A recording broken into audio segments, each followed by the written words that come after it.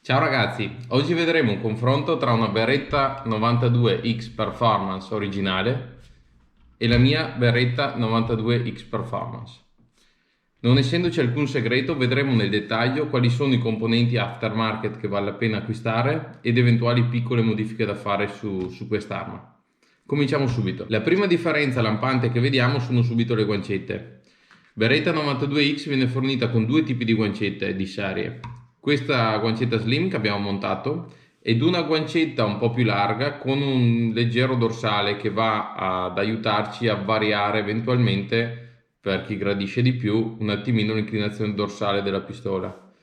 Detto questo, Tony System ha fatto questo tipo di guancetta in alluminio e, ricopiando il profilo originale della guancetta, è andato ad inserire questi strip che vanno ad aumentare il grip nel punto in cui la mano va a fare pressione sulla guancetta stessa. Molto molto valide. Queste le trovate in vendita nelle vostre armerie di fiducia piuttosto che dai rivenditori, in quanto Tony System non vende direttamente. Un altro dettaglio che salta subito all'occhio è lo sgancio caricatore. In questo caso io ho deciso di montare uno sgancio caricatore maggiorato ed orientabile. Perché? Perché per chi ha la mano piccola come la mia, avere uno sgancio caricatore maggiorato ci aiuta molto nella fase di scaricamento o di cambio caricatore. Il problema è che normalmente con lo sgancio caricatore maggiorato nell'azione di fuoco abbiamo il rischio di andare a premerlo e quindi a fare cadere il caricatore, di fare cadere il caricatore.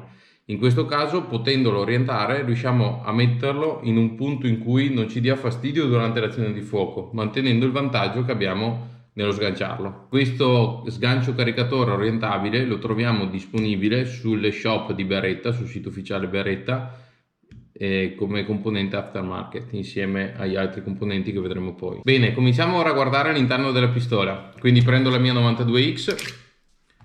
Il primo argomento di cui voglio parlarvi è la molla di recupero. Sul sito di Beretta, sulle store, è presente un kit da 3 molle, da 11, 13 e 15 libre.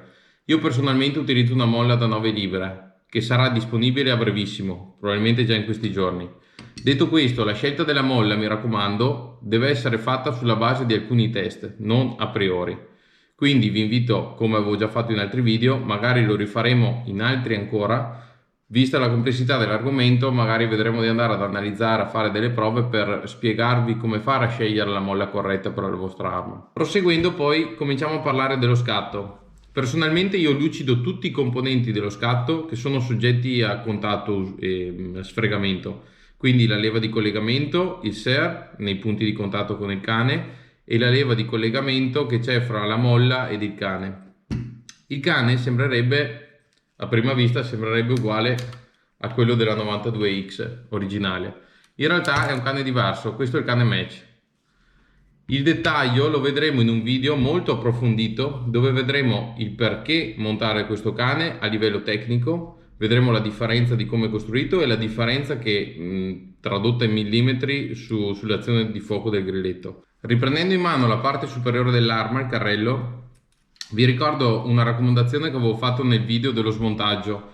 Il video dello smontaggio completo lo trovate ancora sul canale YouTube, dove pubblicheremo anche tutti i prossimi video che faremo. E in questa fase qua volevo ricordarvi di tenere ben pulita la sede del percussore, il percussore con la relativa molle e la cintura del percussore, perché in questa zona, dopo l'esplosione del colpo, va a crearsi tanta marcia che andrebbe a togliere un po' di forza alla percussione, e quindi mi raccomando, tenetela sempre ben pulita. Passiamo quindi al discorso mire. Le mire, come potete notare, sono differenti. Anche qui il discorso è molto ampio e vorrei argomentarlo bene in un video dedicato dove vi spiegherò il perché ho scelto una mira differente e quali sono i pro e i contro nello scegliere una mira differente. Quindi seguiteci, che in quel video andremo a scorporare bene tutti quelli che sono i pro, tutti quelli che sono i contro, e andremo a spiegare quali sono le differenze che bisogna considerare.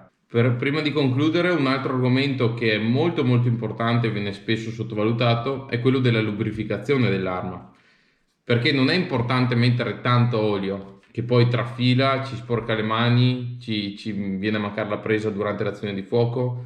L'importante è usare innanzitutto un olio di qualità e di saperlo mettere, dosare nei punti corretti dell'arma.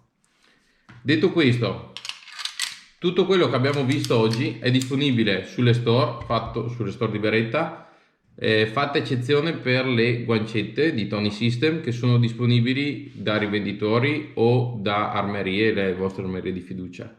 Per questa occasione, per chi avrà visto questo video, ci sarà la possibilità di acquistare tutti questi componenti con uno sconto del 10% presso l'Armeria del Pozzo di Verona. Quindi vi invito a contattarli qualora siate interessati. E noi ci vediamo nel prossimo video dove andremo a vedere più nel dettaglio un po' di argomenti molto carini. Niente, rimanete connessi, ci vediamo alla prossima. Ciao!